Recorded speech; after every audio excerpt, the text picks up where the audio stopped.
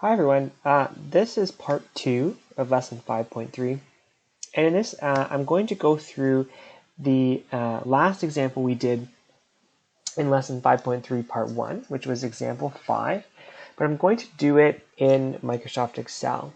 Okay, so you saw that it's a tedious process if you're doing this by hand, which is why using a software like Microsoft Excel to complete a mortgage statement is actually much faster. Okay, so I'll kind of walk you through this question. Again, we'll look at some of the things to consider, and let's get started.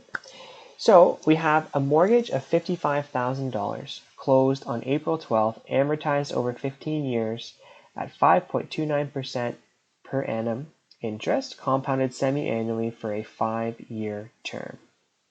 It requires contractual monthly payments rounded up to the nearest $10. The lender agreed to accept bi-weekly payments of half the contractual monthly amount starting April 24th. The mortgager's second June payment was 3 days late. Part A is determine the contractual monthly payment. Part B is to create a mortgage statement ending June 22nd. So looking at this question, there's a lot of text, okay? But there's a lot of information that you need in order to be able to create your mortgage statement, okay? Remember, when we're looking at these, we're always looking at ordinary annuities. But in this case, okay, because it's a mortgage, interest is compounded semi-annually, but your payments are monthly. So that means it's an ordinary general annuity, okay? Meaning we need to find an equivalent rate of interest, P, and the ratio, C, okay? Since the number of interest compounding periods and number of payment periods are not the same. So I'm going to break this up into two parts, okay? First is going to be, calculating the contractual monthly payment. The second will be using the information in this question to develop a mortgage statement. You can see I have the titles for each column of the mortgage statement listed down here. So let's start with part A. Okay? You can see I have all our relevant information listed, just like you've seen in the past in Excel. So our present value, our interest rates, our compounding periods, etc. Okay? So if you're following along, you can pause at this point if you have a new Excel spreadsheet open, and you can add these in. So I'm going to start, okay, by adding our present value. Our mortgage is for $55,000. I'll type in 55,000. I'm going to keep that as a positive number, okay, and you'll see why in a second. I have it as just a general number here. You can go up here and change it to be an accounting number like that if you'd like. It's up to you. Our nominal interest rate, J, is 5.29%. Okay, converting that to a decimal, 0.0529. You also could have Excel do it by dividing by 100. Our number of interest compounding periods, M, okay, interest is compounded semi-annually, so it's 2. Our periodic rate of interest, I, is therefore equal to our nominal rate of interest divided by our number of interest compounding periods per year. Okay, next we have number of payment periods per year. Remember, we're calculating our contractual monthly payment, okay? So that's what needs to happen. Just because the lender agreed to accept these bi-weekly payments, that doesn't affect our calculation up here, okay? Because contractually, meaning, as part of our written contract, we have to provide monthly payments. So our number of payment periods per year for the purposes of this calculation is 12. Our ratio can be calculated by doing equals the number of interest compounding periods divided by or / the number of payment periods per year. And you'll see you'll come up with this repeating decimal once again. Common when you have monthly payments and interest is semi-annual for mortgages. Our equivalent rate of interest, P, remember, is equal to, brackets, 1 plus our periodic rate of interest, I, okay, end bracket. That is all raised to the exponent, which I call the hat symbol, the exponent C, which is our ratio, and then minus 1. You can add additional brackets here if you felt more comfortable adding brackets, around this exponent. But because this will follow order of operations, it will perform these brackets first, then this exponent, and then the subtraction. So you don't have to worry about whether or not that -1 is going to be -1 on the exponent. It won't do that. Okay? Press enter. Now we have our length of our investment, and this is not the term we have here. That's just the term that our interest rate's valid for. Our length of our investment is the original 15 years provided in the question. So I'll type in 15. With that, our total number of compounding periods, okay, is equal to our length, 15 years, multiplied by our number of payment periods per year, which is 12. So in total, to pay off this mortgage, we'll be providing 180 payments. Now to calculate our payment, remember it's equal to PMT. And then we start inputting each item. So our rate, okay, which is our equivalent rate of interest, our total number of payment periods, which is 180, our present value, which we know is $55,000. Our future value we don't know, so we just type in 0. And our type, remember it's an ordinary general annuity. So payments are at the end of the period, meaning we type in 0. So you see a negative number here. Now you can leave that as a negative number, and do your calculations here accordingly. But I like to make that a positive number just to make it a little bit easier to perform my mortgage statement. So to do that, I'll double click back on that cell. Okay, and right before my payment formula, I will type in -1 multiplied by that payment. That makes that payment positive. Remember, Excel puts it as negative because that's an outflow of cash for you, right? You're making those payments, you're losing that money, okay?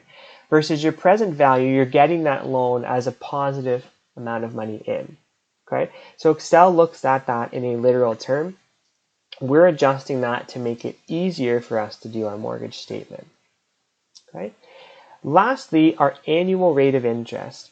That's equal to our equivalent rate of interest multiplied by 12. Because remember, we have contractually 12 payments a year. So you can see that number, 0.0523, is smaller than what our nominal rate of interest is.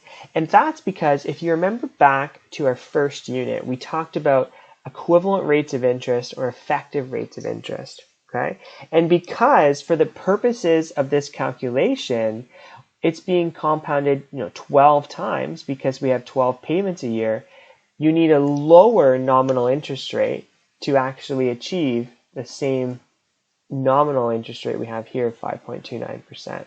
Okay? And that's because it's compounded more often, meaning the interest accumulates on that money more often than just twice a year. Okay, it's 12 times a year this time.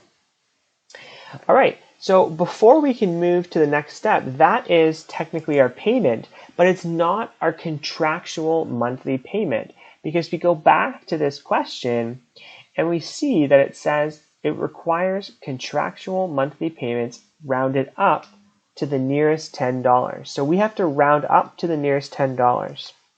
So what I'm going to do is right beside this, I'm going to use another formula, which is equals. You can use round if you chose to, but there's a specific one that rounds up, okay? So I'm going to select round up. And now what it's going to ask for is what number I'm rounding to, which I select, okay? And then here it asks for the number of digits. Okay, so if I type in 2, okay, you can see that it rounded my last 2 here, okay? So if I change that to be 1, okay, it doesn't change it because it's 1 decimal. But if I change it to be 3, it doesn't change it. If I change it to be 4, okay, it's not going to change it. That's rounding it to a certain number of decimal places, okay? If I want to round the opposite way, okay, I'll start by if I select -1, okay? What it's doing is it's going, in the previous instance when this number was positive, it's going, if this says 1, it's going to round to 1 decimal place. 2 is 2 decimal places, 3 is 3 decimal places, and so on.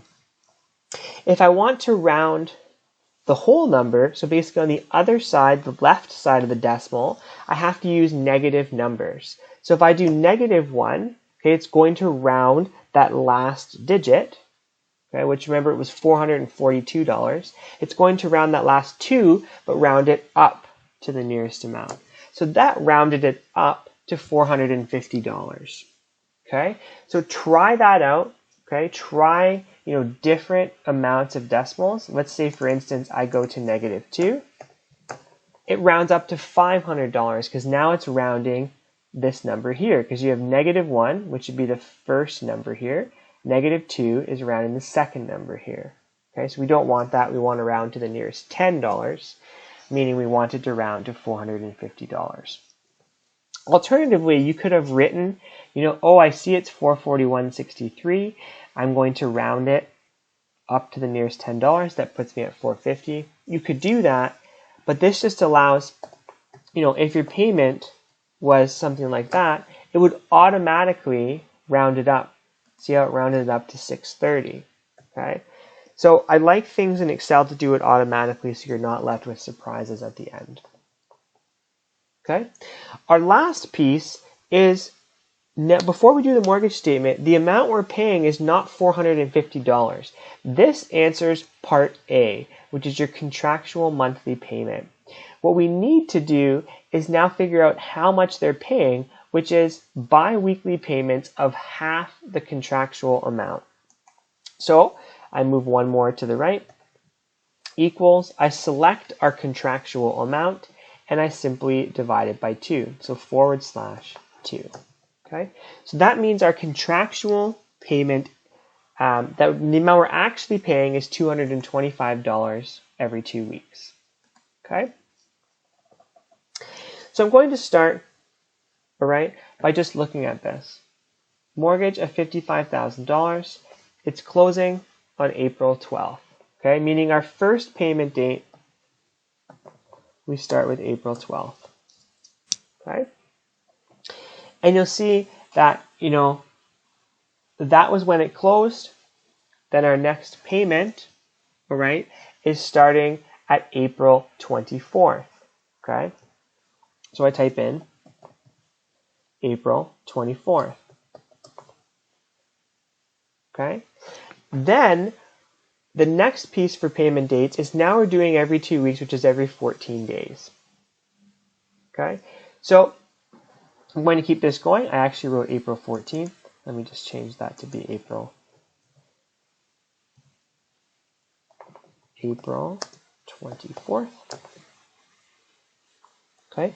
Now we're going to do every 14 days. So there's 30 days in April, so we add 6 more days, and then we have 8 days into May, so we're at May 8th. Then we add 14 more days. Okay, so we're going to May 22nd. There's 31 days in May, so we have 9 more days in May, which means we have 5 left in June, June 5th. And now we look back at our question, and it says the mortgager's second June payment was 3 days late. So we have our first June payment. Our second June payment, instead of being 14 days, is actually 17 days. Okay. So, adding 17, we have June 22nd. Our next piece to look at, right, in this is our number of days. Okay, so we start with our first one here, our number of days in between payments from the first payment, from the start to here, is 12 days, not 14. Then if you remember, we went 14 days, 14 days, 14 days, and then our last payment changed. Okay, our last payment was actually 17 days because it was 3 days late. Okay, and remember, the reason this is important is because the interest is actually calculated based on how many days are in between your payments. Okay, so daily is when you're looking at the piece of interest you're paying. Okay, so we have our amount paid, which is the same every single time. It's equal to $225. If you want to lock that, remember from our last lesson, you can either add dollar signs here, both before and after the column letter, or you can press F4, okay? Whoops, I deleted that cell, so I'll select it again. You can select F4. You can keep pressing it to scroll through, and it will only lock, in an instance, a row, or it may only lock a column, okay? But I'm going to just lock both. Again, you don't have to do that, but you can. Now to go to my next cell, okay, left to right, I'm going to drag all these down. So I'll just do a couple representative cells first. I'll press Tab. Now we have our interest paid. So for this first line, okay, we still have $55,000. Okay, so I'm going to select $55,000. Okay,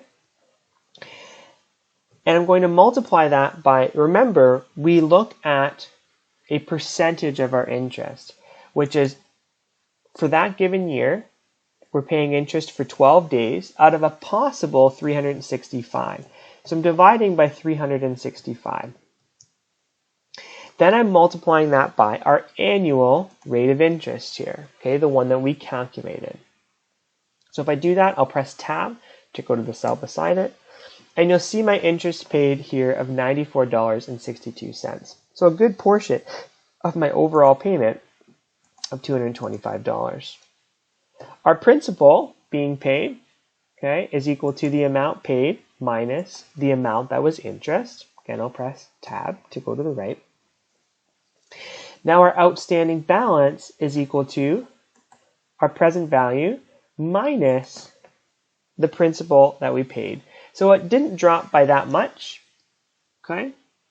You'll see it only dropped by a little bit. And that's because you're making many payments, okay? Bi-weekly payments for 15 years, okay? 15 times 26 payments a year, okay? You're talking about, 390 payments, okay? So before I drag it down, that one was a little bit different, okay? Because when I did my interest calculation and when I did my principal calculation and outstanding balance, I was using values up here.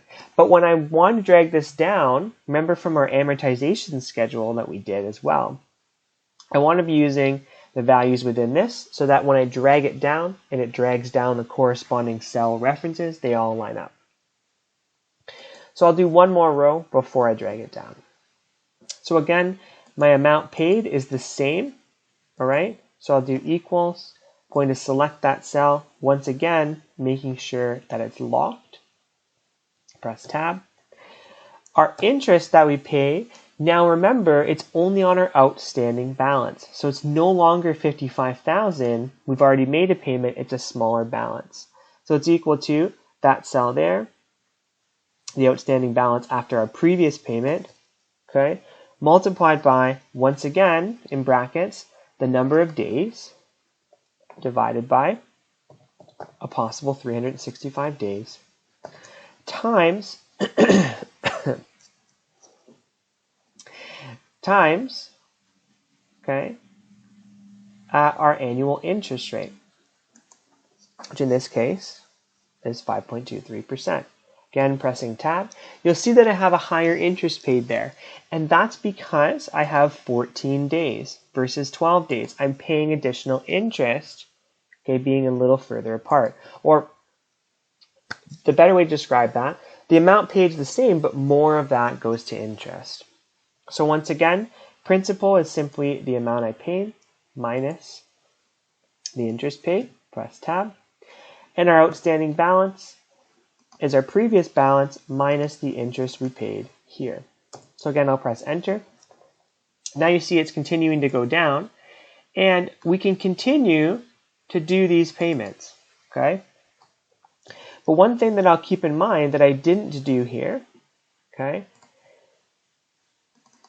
is, in my first one, well, actually I did write it. Okay, I didn't think I did. Now I can drag it. What I wanted to make sure of was that I had selected the number of days cells here and not just written in 14. Had I done that, my formula wouldn't have transferred down. Okay, so you always check to make sure that you've done that. So I'm going to check before I drag down. This one, I have $225. I have that cell locked. So when I drag it down, it's not going to drag down to the cells over here. My next cell, okay, I want the outstanding balance and number of days to transfer down, but I don't want the annual rate of interest to. So I'm going to click in between there, okay, on G13, you see in purple, and I'm going to lock it because I don't want that to drag down or the cell won't work. Okay. For principal paid, again, I want that to drag down because when I drag it down, I want it to take the cells directly beside it, so that's okay. Outstanding balance, I also want those to drag down because the outstanding balance changes after each payment. So I think I'm ready. Okay, I've checked them. I'm going to highlight these and drag all the way down. Okay, and what you see here, all right, is that as of June 22nd, which is when we want the mortgage statement ending, this is my outstanding balance. Okay? So you can see this is creating a mortgage statement in here. You know, once you do the legwork to create this spreadsheet, you could change this and change any of these values you want up here. Okay? It's still going to it's going to just change the numbers and all of these will adjust. If this was $100,000, okay, you can see how all of my numbers automatically changed, including my payment was $802.96. It rounded up to $810 and divided it in half. All of those things changed, okay? So it's something to keep in mind. That was all I had for this. I just wanted to show you how to create a mortgage statement. If you do have any questions, please send me an email or a message on Teams. Thanks, everybody.